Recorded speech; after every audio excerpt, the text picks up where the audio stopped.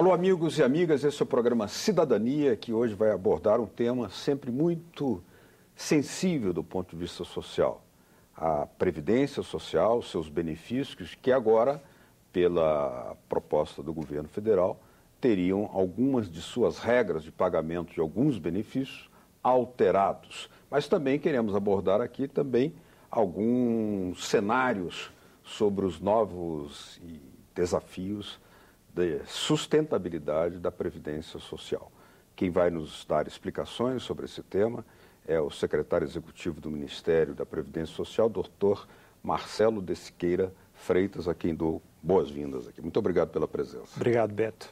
Nós tivemos aí um momento em que o Congresso e um pouco a sociedade também se colocou um pouco surpreso com o envio de medidas que alteram regras de pagamento de alguns benefícios, sobretudo os da área trabalhista, mas também da área previdenciária, né? Mas primeiro gostaria de uma explicação do senhor assim, qual a necessidade e por que razão o governo escolheu esse caminho?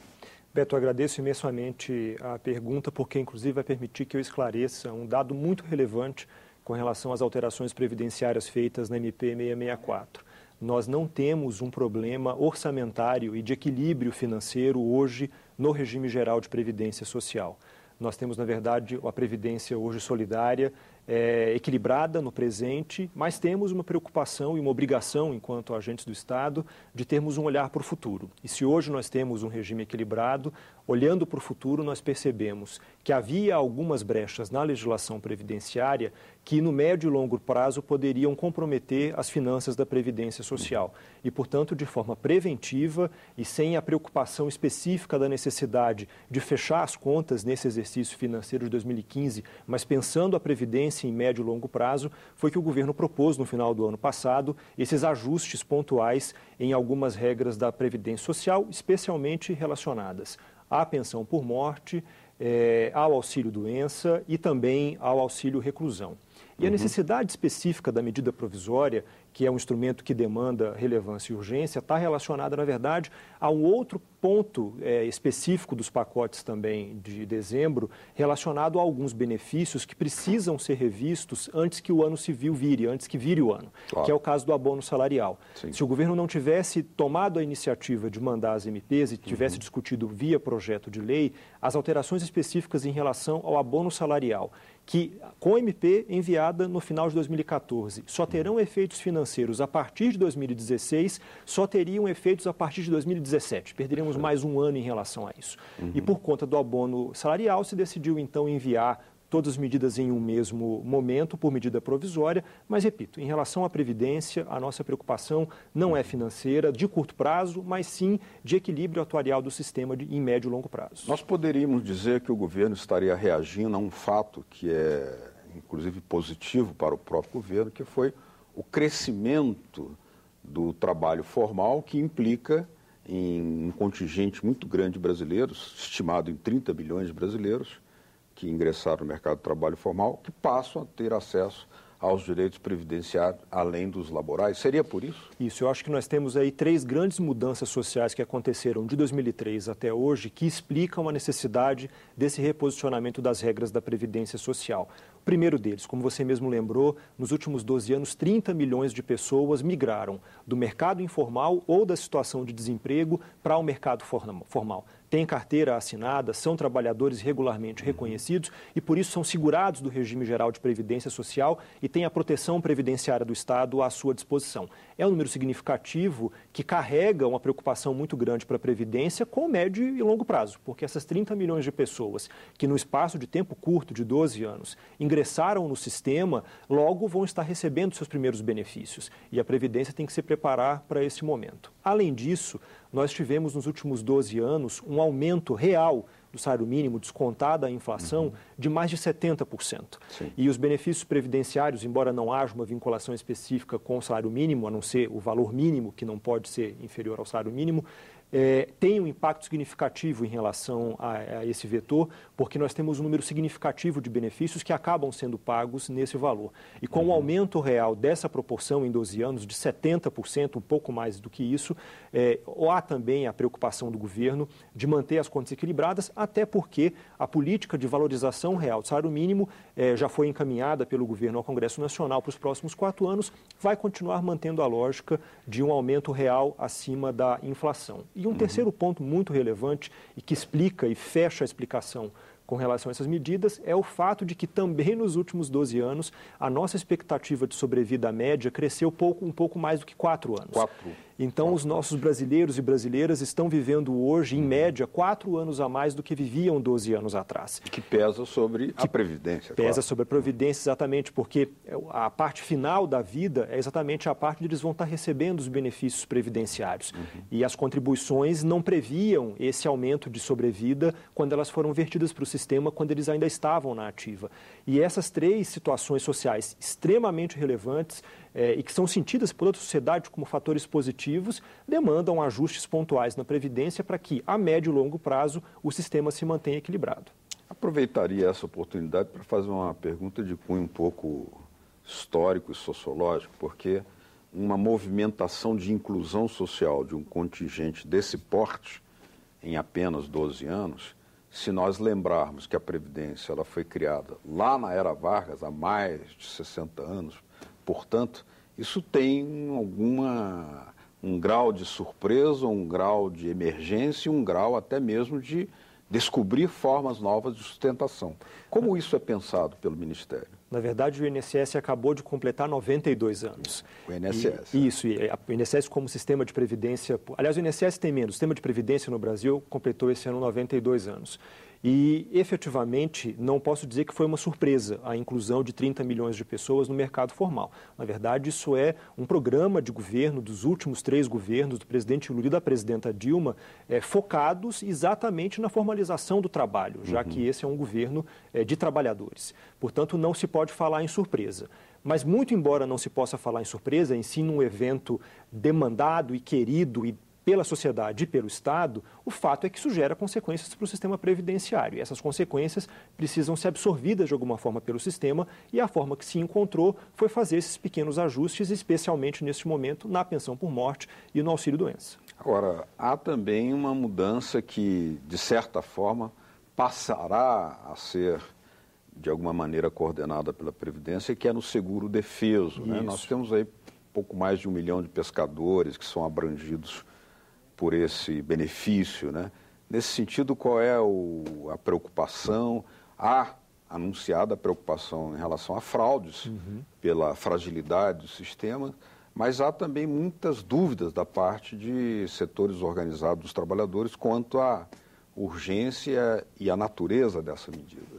O seguro-defeso, para quem está em casa nos assistindo, ele é uma decorrência do seguro-desemprego vocacionada para atender uma necessidade de preservação do meio ambiente.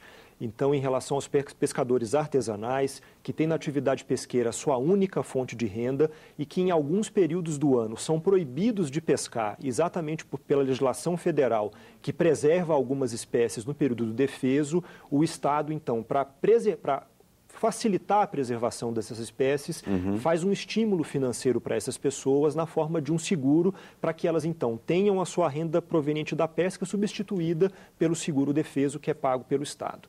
O seguro-defeso até então ele era pago pelo Ministério do Trabalho, era requerido nas agências do Cine e as agências do Cine, é bom que se diga, elas não são todas agências coordenadas pela administração federal. O Cine ele é uma estrutura que é organizada pelo Ministério do Trabalho, mas que é executada em alguns estados e municípios através de convênios com esses mesmos entes para garantir capilaridade ao sistema. O contrário do INSS. O INSS, na verdade, tem uma rede própria de agências. O INSS tem mais de 1.500 agências com um nível muito bom de capilaridade, portanto, chega próximo ao cidadão e sim entendeu que o INSS, portanto, tinha a capacidade, com seus servidores, titulares de cargos efetivos, de agregar um pouco mais de segurança à concessão do seguro-defeso, já que, como você mesmo bem lembrou, há um público-alvo muito grande desse benefício. Nós temos hoje pouco mais de 1.050.000 pescadores artesanais, que é a categoria que, em tese, tem direito ao seguro-defeso, dos quais, no ano passado, por exemplo, 854.000 requereram e tiveram a concessão do seguro-defeso. E com esse volume de pessoas, se sentiu necessário agregar segurança através da rede da Previdência Social, que faz muito desse trabalho de reconhecer direitos. A Previdência reconhece o direito do aposentado, da pensionista, de quem vai requerer um benefício por incapacidade, tem know-how para fazer isso e agora vai emprestar essa sua expertise também para o reconhecimento do direito do seguro-defeso. Mas quais foram as fragilidades detectadas e por que houve uma especial atenção em defender-se de fraudes? A primeira fragilidade é o próprio fato, como disse, de que o Cine não é composto por uma rede estritamente federal, com servidores federais. E em algumas localidades o atendimento ainda é feito por servidores terceirizados.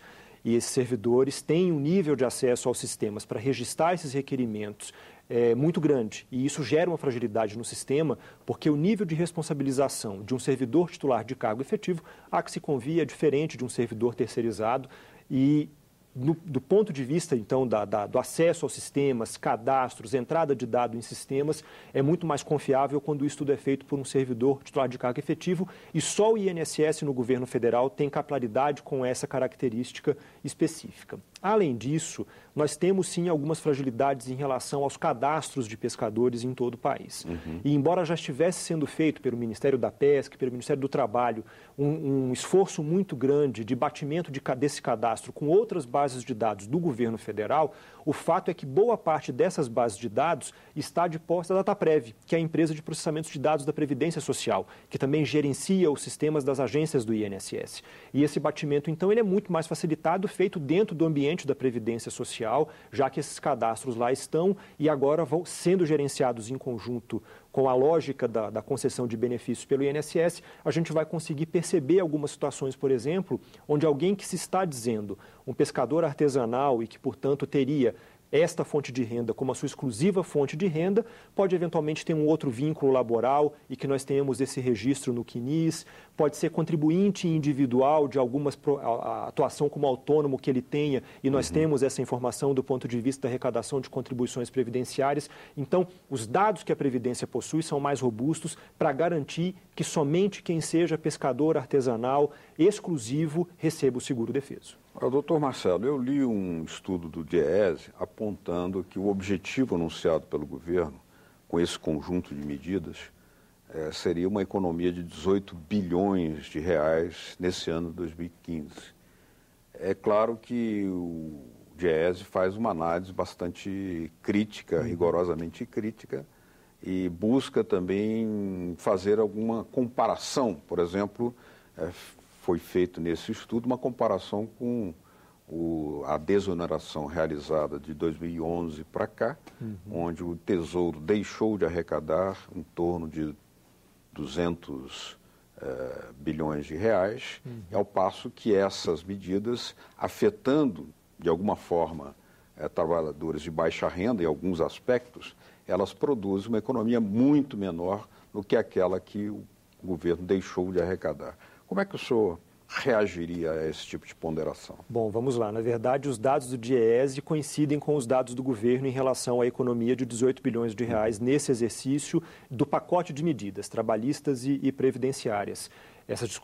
Esses dados, inclusive, eles foram entregues ao DIEESE pelo próprio governo, que o DIEESE validou as contas e chegou ao mesmo número de 18 bilhões. Agora, é bom lembrar que, de fato, essas desonerações trouxeram esse nível de retirada de ingressos no sistema previdenciário, mas o governo também já está tomando as providências para rever as desonerações.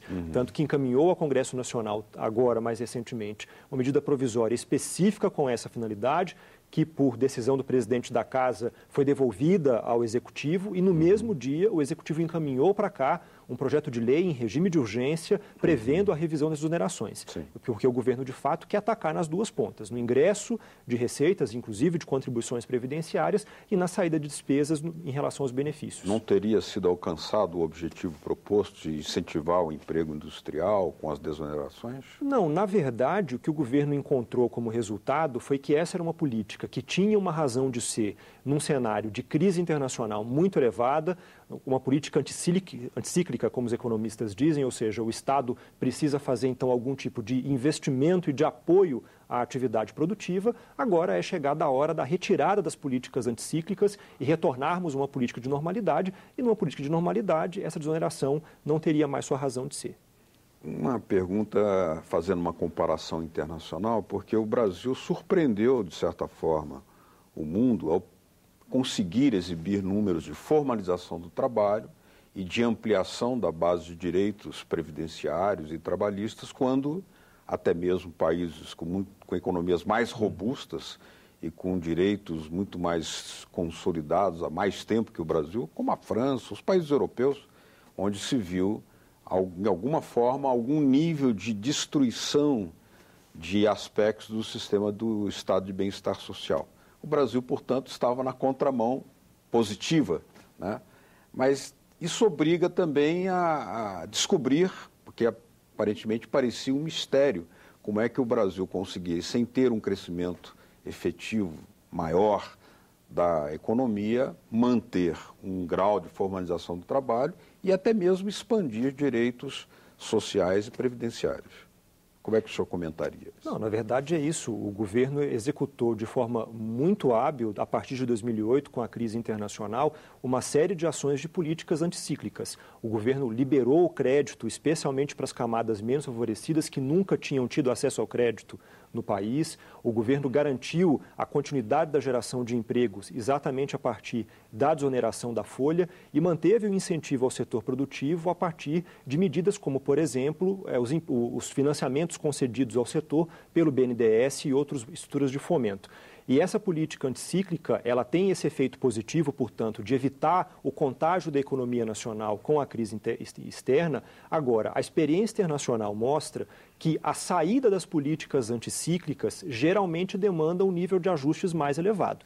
E é o que a gente está verificando agora no Brasil. Chegou a hora de sair da política anticíclica e, como costuma acontecer em qualquer economia do mundo, a saída ela gera, no curto prazo, a necessidade de ajustes. E esses são os ajustes que o governo está fazendo desde o final do ano passado. Mas essa ampliação de direitos que nós temos agora em perspectiva aí, prestes a ser aprovada, aliás, já foi aprovada, falta sancionar os novos direitos das trabalhadoras domésticas, o que significará novos direitos previdenciários, também obrigações do sistema previdenciário para com as novas trabalhadoras também. E aí volta o tema. Outros países mais robustos, sistemas sociais muito mais assentados e consolidados no tempo, estão tendo muita dificuldade. Como é que nós conseguiremos, digamos, manter todos esses desafios alcançados e atendidos, se há também a necessidade de combinar um crescimento da economia para sustentar essa ampliação dos direitos sociais? Bom, é bom registrar que nós tínhamos uma dívida histórica com essa categoria de trabalhadores. Eles tinham uma situação prevista na Constituição inferiorizada em relação aos demais trabalhadores, e que bom que nós conseguimos, ainda que no momento de contenção de gastos, finalizar esse processo de reconhecimento de direitos para os trabalhadores domésticos. É motivo de saudação. Exato, Claro. E é por isso progresso do país. Exatamente, ainda que seja um momento de contenção de despesas, há algumas necessidades e algumas emergências como essa, que era uma dívida histórica que o Estado tinha em relação a um grupo imenso de trabalhadores, que tem que ser compensado. E que bom que a gente conseguiu registrar, e eu não consigo entender uma incompatibilidade absoluta em relação aos dois movimentos, porque, na verdade, há um movimento, sim, de restrição de gastos geral, mas há algumas situações sociais que apontam para distorções gritantes na nossa sociedade, que merecem correção e que esse governo não pode se furtar a reconhecer, como fez, e o Congresso Nacional capitaneou também com a PEC, em relação a essa categoria de trabalhadores. Até porque o aumento da formalização aumenta também a arrecadação da Previdência. Isso, no curto prazo, o aumento de formalização ele é sempre positivo porque ele traz arrecadação. A gente começa a sentir os impactos quando as pessoas começam a perceber os benefícios previdenciários. Então, agora, no curto prazo, isso não terá um efeito significativo para as contas públicas especificamente. Mas, repito, havia necessidade desse reconhecimento, desse resgate histórico que chegou atrasado. Se nós tivermos que pensar em perspectiva, uma sustentabilidade a longo prazo da Previdência, levando em consideração essa tendência de crescimento da taxa de expectativa de vida no Brasil e a formalização do trabalho também e ampliação, portanto, do peso sobre a Previdência. Como que o governo pensa essa questão? O governo tem feito o dever de casa em relação a esse assunto já há algum tempo. Nós já tivemos reformas da Previdência para tentar ajustar um pouco as regras de acesso e as regras em relação ao valor dos benefícios nos últimos anos. Essas reformas demandavam algum tipo de regulamentação que já foi feita e o que a medida provisória 664 agora começa a fazer é uma lógica diferente do que nós vimos nas décadas passadas de grandes reformas constitucionais da Previdência, que é uma lógica de ajustes pontuais, sintonias finas, como propusemos agora na medida provisória 664, e especificamente em relação a pensões por morte e auxílio-doença. O Congresso tem feito ponderações sobre a necessidade também de ajustes na própria estrutura da proposta feita pelo governo. É possível algum termo de flexibilização nessas medidas? O governo tem uma proposta apresentada, está colocada na medida provisória, o governo tem segurança de que essas medidas são necessárias, são positivas, vêm em boa hora, mas é óbvio que o governo não está fechado ao diálogo. O governo está disposto a dialogar com a sociedade e até hoje, quando foram instaladas as comissões aqui na Câmara e no Senado, a comissão mista, o governo vinha negociando com as centrais sindicais, com os movimentos sociais, ouvindo quais eram as maiores preocupações, as maiores demandas, tem conversado também com as bases dos diversos partidos aqui no Congresso Nacional e vai negociar agora nas comissões mistas, com a participação dos setores sociais também, eventuais ajustes que precisam ser feitos, mas, repito, o governo tem a convicção de que as medidas são positivas, são necessárias e está aberto ao diálogo para ouvir a sociedade, ouvir os parlamentares e tentar encontrar o consenso. Doutor Marcelo, eu gostaria de agradecer muito a sua presença aqui no programa Cidadania. As portas estarão sempre abertas para que o senhor possa explicar como fez detalhadamente as posições do governo e esse tema muito complexo e muito sensível também, que é o da Previdência Social. Muito obrigado pela presença. Eu agradeço. Muito obrigado, portanto, também a vocês de casa que nos acompanharam. Se quiserem nos mandar suas sugestões, dicas ou críticas ao nosso trabalho, olha aí na tela uma forma de fazê-lo. 0800 61 2211, ou se quiserem baixar para copiar este ou outros programas da TV Senado, está na sua telinha também, www.senado.leg.br/TV. Muito obrigado pela sua audiência. Até o próximo Cidadania. Tchau.